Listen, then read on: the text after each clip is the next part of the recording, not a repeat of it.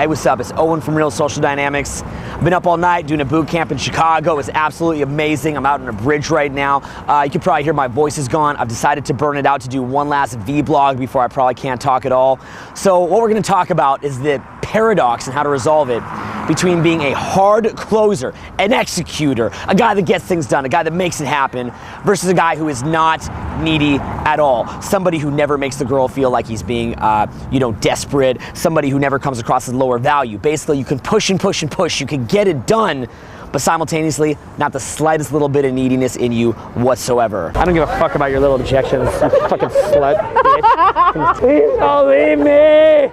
Don't leave me! I'm a Pee-wee! I'm just kidding, by the way. It's nice to meet you. Nice to meet you too. You're very nice. To explain being a hard closer versus being non-needy, the best way that I would put it to you is being clear in your intent versus having a freedom from outcome, okay? And what you want to think about is that you always want to be developing your clarity of intent, and you always want to be developing your freedom from outcome. So think of it like a fucking tree, and the higher the tree can grow depends on how deep the roots go into the ground. So that, you know, your hard closerness, your clarity of intent, that's like the tree growing up.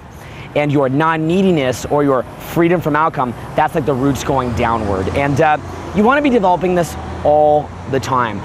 So what does this mean? What does clarity of intent mean? Well, what I would say is like an alignment in your thoughts, words, and actions. You're clear in what you're doing. It means that you've taken your foot off the fucking brake. It's purely on the gas pedal. Let me ask you a question. Have you ever approached your girl and done this? You just start walking at her and you're like, do, do, do, do, do, do, do, like that, right? It's like you're walking at her, you're like, like that, right? Well, why did you do that? You did that because one part of you is like, I want this girl.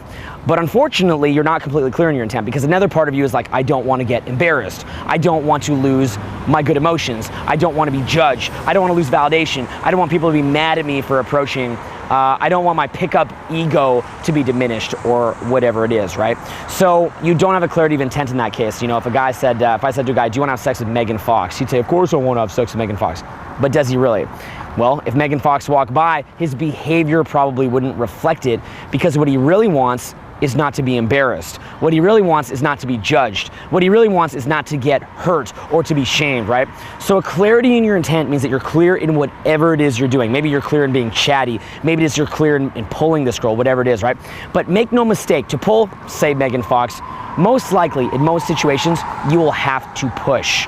Of course, girls will pull you sometimes. There's times you go out, you just fucking joke around, have fun, and girls will grab your phone out of your pocket, try to jam the number in it, ask you what you're doing later. Everybody who goes out a lot has had experiences like that, I hope. But can you count on that as a method? Absolutely not. You have to be willing to push. You have to be willing to be a hard closer. You have to execute. You have to stop finding reasons like, oh, she's leaving, or oh, she offered me her number and I took it and I didn't try to close her, whatever it is. Right? There's a million stupid little reasons that you're getting hit up. You have to stop taking those as excuses, stop it with your stupid excuses, and find solutions in the moment. You have to be dynamic. That's what being a hard closer is all about. It doesn't mean to be like all over the fucking chick like in an inappropriate way, but it does mean like you're good, like the squeaky wheel gets the grease or whatever, is that what they say? You have to just jump in there. So like, if you see like, say you see him in there, right? He's just going, this guy's motoring tonight, right? So a lot of time when a guy starts motoring like that, you're gonna feel like, oh, can that be me? You know what I'm saying? Like he's the one motoring, so I'm just gonna kind of watch him a bit, or maybe let him do it, or like, no. You gotta push your face in there. So for the rest of tonight, I want you to literally just push your face into every fucking set instantly. And if it gets awkward, that's okay. What I think distinguishes somebody who is a hard closer is basically like a fucking bloodlust for challenge. When you are being challenged by a situation, your brain, when you're a closer, actually becomes more engaged. You feel like almost like fucking enraged by the situation. You feel focused by the situation. If you do pickup, in fact, what will happen is your freedom from outcome or your non-neediness will actually deepen. And so what you'll find is that you see a challenge that's gonna require you to think outside the box, to think quickly, to think in the moment, to think dynamically, come up with some kind of solution. You'll actually feel yourself becoming more and more present to the moment. You'll feel your body surging with positive emotions. You'll feel your brain actually opening up. It's like a personal standard. It's literally a personal standard that you are gonna go all out. And the reason that you have this personal standard is really, it's I guess you could say a sense of pride that you get from not being the 99 out of 100 that has excuses. It's just a reality that, you know, let's just call it as an average of 99 out of 100 people who simply find excuse after excuse after excuse. And you know, every single weekend I teach boot camp, what I'm always focusing on with people is like, dude, another excuse right there, another excuse right there, another excuse right there. And what I'll often do, you know, I'll be out, like say on the streets, right? And the student's got excuse after excuse, right? And he's doing well with the girls, but he just let him go. I go, watch this. And I'll go after a girl that's really fucking hard and she tries to get away. And I'll hit her with something funny. And then I'll hit her with something witty. Then I'll hit her with something mean. Then I'll hit her with something outlandish. Then I'll hit her with something rapport building. Then I'll make some kind of connection with her, then physical, then off. And I just bam, bam, bam, bam, bam, bam, bam, bam, bam, bam, bam. I just keep hitting it until something hits, right? It's like a little baby throwing mud at the wall until some little thing of mud sticks, right?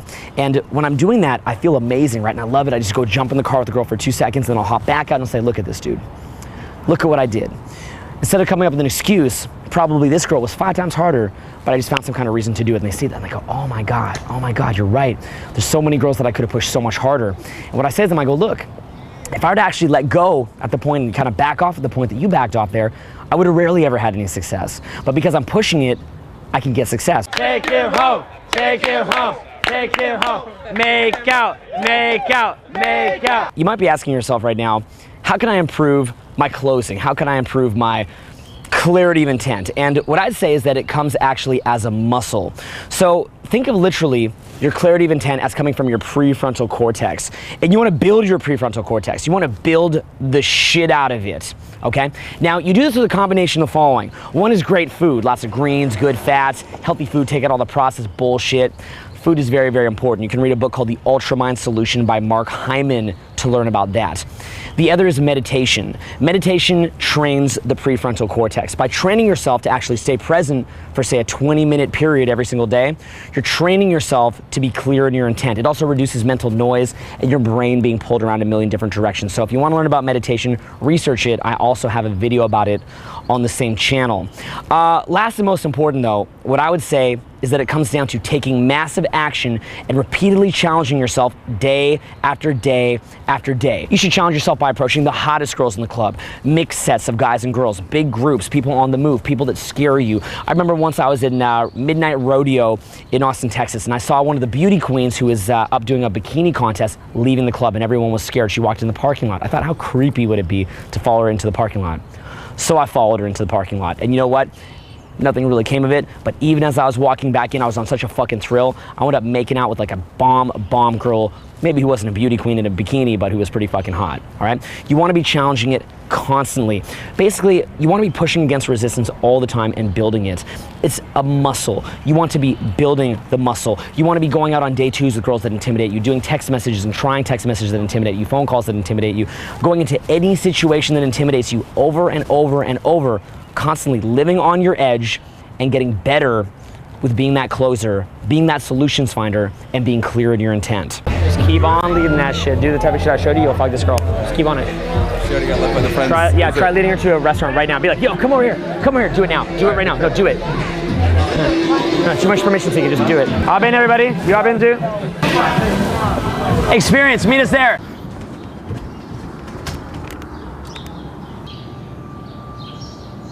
How do you cultivate non-neediness as far as your pickups, right? How do you cultivate states of extreme positivity, enthusiasm, just not caring, just drawing your state from within?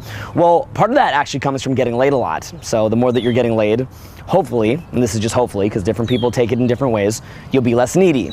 How about having just better success with women in general, right? Like just being better at picking up girls. Well, that makes you less needy. How about the fact you've had other hot girlfriends or are currently having sex with several hot girlfriends? Well, that's definitely gonna make you a lot less needy too, right? But beyond that, it can't just be about girls, because what that means is that your non-neediness will ebb and flow as far as your success with women goes. So it also has to come down to how entrenched your sense of presence is within you, okay? Your ability to be present to the moment actually becomes grounded inside of you, okay? That presence becomes rooted within you. So you actually have to become rooted in presence itself, and that is through trading in presence, okay? You have to read books about presence, do things like meditation. You have to build a presence and bring it into yourself. Beyond that though, even beyond that, it also comes down to hobbies, passions. What are you passionate about? What do you like to do? What are you doing that's more important than getting laid? You might be thinking nothing, but I hope that whether it's reading, the food that you're eating, the exercise that you're doing, the hobbies that you have, travel that you like to do, experiences that you like to have, whatever it is that makes you feel good, I hope that is fueling your non-neediness. But let's go even deeper than that. How about your life perspectives? Just your beliefs about what life is all about, your beliefs about how you want to feel, your beliefs about how you interpret things, your beliefs about, if she disses me, does that mean I need to make her be nice to me by saying something back, or do you not care? Your life perspectives. And what you generally want to be doing is doing anything that will amp up your mental states of just enjoyment and awesomeness. So if that means drinking reishi mushroom tea or green tea or eating your essential fats or taking out processed foods, that will amp up those serotonin, dopamine, acetylcholine, GABA, all those little good neurotransmitters up in your brain. Go for it. Meditation, which amps up those great awesome states that you can draw from within, go for it. Complete abandonment in the process. We call that flow. You can read a book called Flow. Learn about how to get into a flow state. If you can learn that, go for it. You want to become a master at internally generating positive emotions. You want to be fucking awesome at it. I want you to think of somebody who's like really depressed and completely like at the cause and not the effect of their good emotions. Maybe you have an aunt or an uncle like that. They're always just getting sad and mad and pathetic all the time. You want to be the exact opposite of that, okay? Pickup teaches you to be very, very good at controlling your own emotions, very, very good at just going into deep states of non-neediness. When you've pulled a girl home and she's not quite ready to have sex with you and you just want to sit there laughing with her, man, and enjoying that moment, something special, you want to go into a deep presence, a deep feeling of feeling good, just, oh my God, I feel so fucking good. And as you're doing that, she gets it off of you, and by the law of state transference, that's feeding into her. She's feeling that off of you, and she wants to have sex with you. So get better and better and better at it. Just like I said, constantly challenge yourself to do tougher and tougher things. Constantly challenge yourself to counterbalance that, okay? Because the tree can only go as high as the root system. Constantly challenge yourself to counterbalance that by doing anything that fuels non-neediness. Tons of female friends, tons of cool friends, or even just a few that you really like. Cool shit that you're reading, cool shit that you're learning, cool shit that you're passionate about, cool shit that you find fun, things that just make you laugh, shit that you like to watch that makes you laugh, anything, man. Processes that you build, it's all about cultivating that non-neediness. You've got to build it.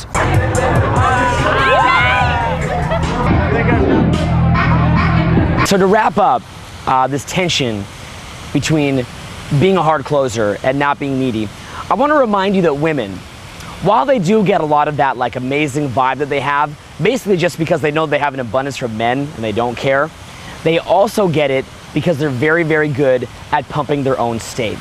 They get that through dancing, they get that through singing, they get that through being silly, they get that through hugging their friends. Frankly, girls are even to the point where they get this by diking out with each other and stuff like that. You'll see them making out on the dance floor, having threesomes, all that stuff. They just do it purely to pump their own state.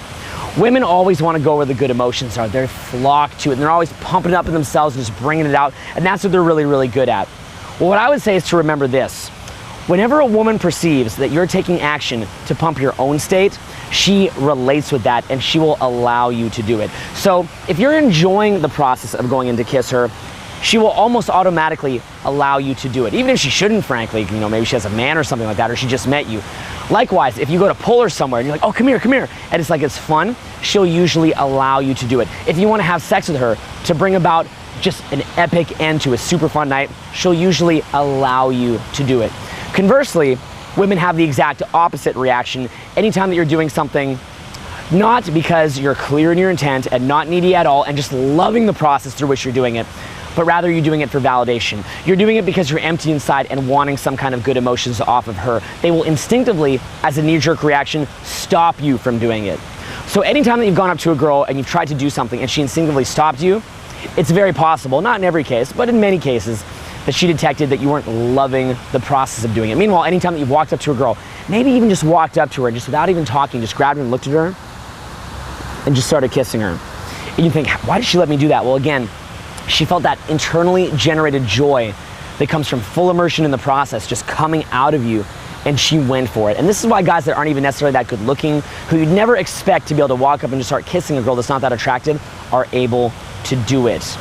So become a master at internally generating great emotions, and merge the fact that you're being the hard closer, but that you're loving the process of doing it so much, just out of your own standards, just because it's fucking fun, just like skiing down a hill, fucking ripping down a hill is fun. It's just so fun to go about the process.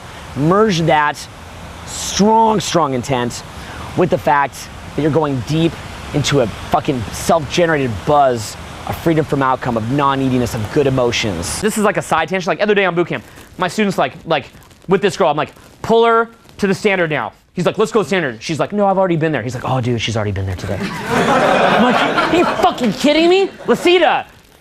He's like, let's go to Lasita. She's like, well, no, my friend won't go. He's like, oh, no, her friend won't go. I'm like, ah! Ah! Ah! I'm like, I look at her, I'm like, where is your friend? She's like, she's over there. I'm like, introduce me to your friend. I go to the friend, I'm like, hey friend, hello. Do my little game shit. And then I'm like, now we'll go to Lasita. Okay, and then we drag her to Lasita. And he's like, oh my God, it's magic. How did that happen? Okay, no, that is what it is like to get laid from start to finish, unless you're going for a girl that makes it easy for you, which happens occasionally, like 1 out of every 10 lays. The rest of them will make you find solutions. A girl's perspective is, dude, if you can't figure out a way to fuck me, fuck off.